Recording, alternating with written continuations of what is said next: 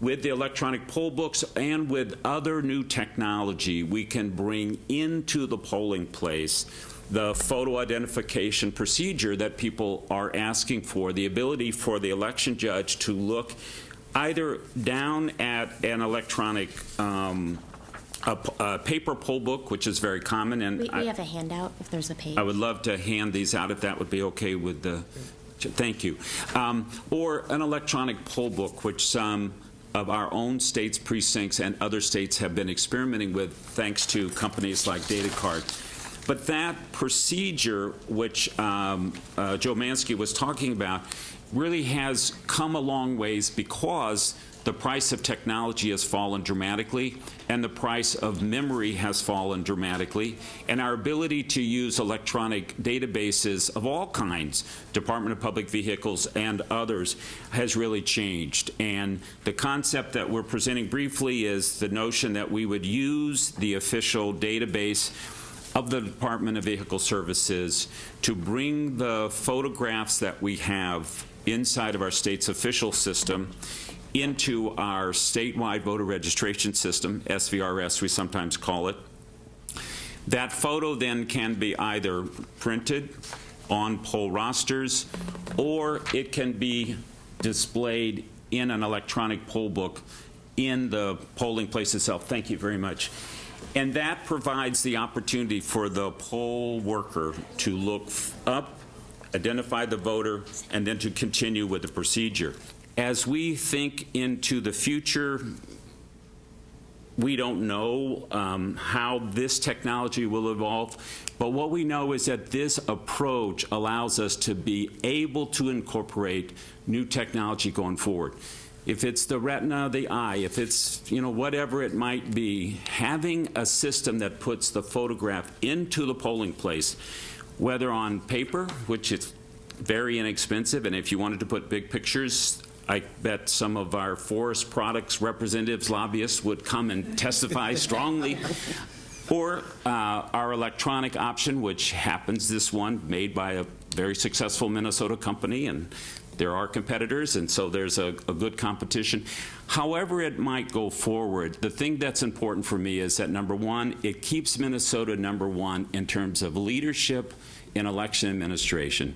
And number two, it creates that standard of broad bipartisan support, which Representative Benson referred to, and Governor Carlson and Pawlenty and all the governors before have talked about, which is listening to what people want to see in our system, finding a way to achieve those goals within budget constraints and without disrupting systems that are working very well, either for our townships or for our servicemen and women or whoever, and doing it in a way that then people come forth with the kind of bipartisan support that helps us implement changes more rapidly, more effectively.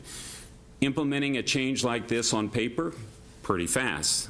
Implementing a change on a poll book, I've been surprised at how smooth our conversations have gone, but obviously that's more complicated than just paper. But either of these options helps take us into the future, and it helps give us the basis for a bipartisan approach, and both of those things are the things that I feel are the most important to helping us move forward from a redesign point of view. If we could design a system that verifies who we are and gives us the flexibility so I don't have to do an absentee ballot or a mail-in ballot, but yet I can walk into a county courthouse, no matter what county I happen to be in, and say, here I am, and today's my day to vote, and I want to vote, but I can't be home.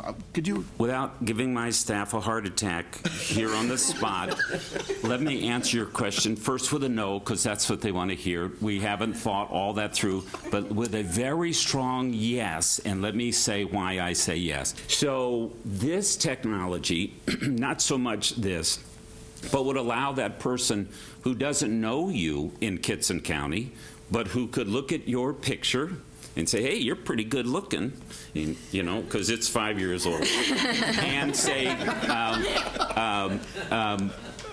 we know your precinct, and we can use our ballot printer to print out your exact ballot, finish your procedure, and then mark in there that you have cast your ballot.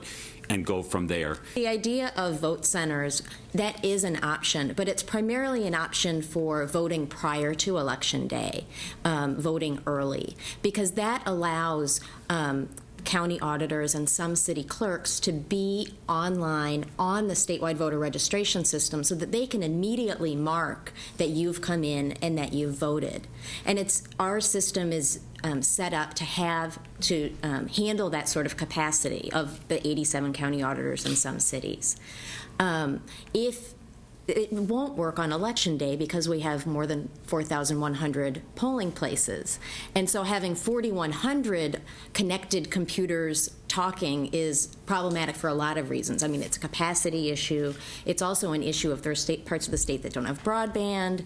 There are polling places where they literally bring in a generator and like take out the tractor to bring in the voting booths. I mean, there are really little places that couldn't have, an online computer like that. So I think it's primarily an option for early voting. But down the road, not this year, that would potentially be an option. Mr. Chairman, Senator Carlson, I think in your earlier testimony, there's always the yes, we can and no, we can't. And let me tell you, yes, we can. No, we can't. We have a law, and we always have, at least in my lifetime, that we vote on paper. And having conducted a few recounts myself, the advantage of the public being able to see every single ballot ad nauseum is really important. I also will say here that we have been the target of large-scale denial of service attacks and SQL injection hacking from China and other places on our business services side, and it is a serious thing. I have very experienced computer staff, and we have been put down 4 days in a row. One morning at 6:31 recently, there were denial of service type attacks that were unbelievable.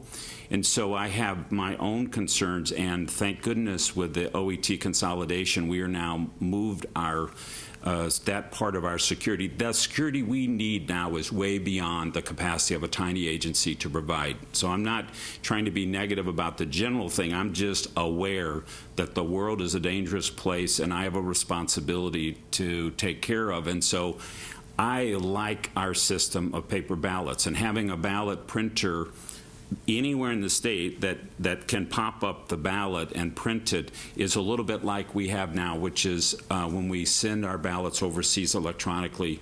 Wherever you are, you print it out, you fill it in, it comes back. We have excellent result with that. And, occasionally it'll get creased or bent and you have to fool around with it and stuff. But basically, I'm very happy with our current system. How would you allow a township to continue to do mail-in ballots and yet still provide the integrity of, how would you do that? I know my townships are looking for answers on this. We're not imagining that mail balloting would change very much. Right now, mail balloting is only used in small jurisdictions, those with fewer than 400 registered voters. And with that process, ballots are mailed non-forwardable mail to registered voters, and the voter fills it out and then mails it back in. So we're not imagining that process would change very much. Okay.